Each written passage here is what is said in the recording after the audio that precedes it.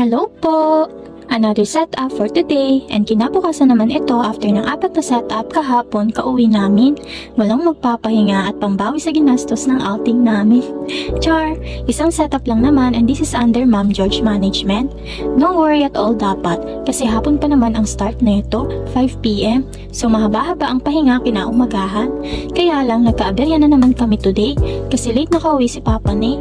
Galing sa pull-out ng isang setup namin kahapon na hindi nakuha. Surprise party pa mo ito sa celebrant, kaya bawal malate. Ayun, si Papa Nay na late ng uwi, kaya na-late kami ng alis ng bahay papuntang venue.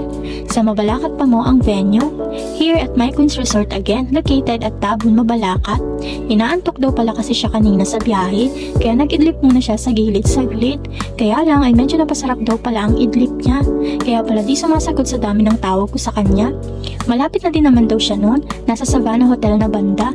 Naalimpungatan pa nga daw siya at pumiyahe na agad para makauwi. And back to the setup story time nga, repeat client nga ito ni Ma'am George from their daughter's birthday last year na kami din ang nag-decor. Today naman is birthday ng husband ni Ma'am and balak niyang is-surprise.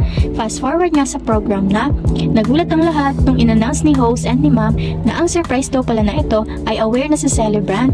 Natunugan daw kasi ni celebrant na may pa-surprise ang kanyang wifey.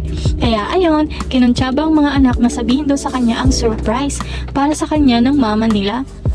Grabe, at medyo sayang naman ang effort ni Ma'am na pag-surprise sa asawa niya kasi alam na niya pala.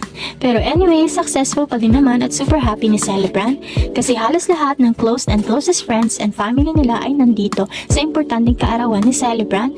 Napakabihira pa nga ng celebration na ito kasi usually ang sineselebrate ng bongga ay ang mga bilog na edad like 50th, 60th and so on. Pero si celebrant ay 43 years old pa lang. Celebrating his 43rd birthday today. Napakabait din kasi ng celebrant, kaya may paganto si Ma'am para kay Sir.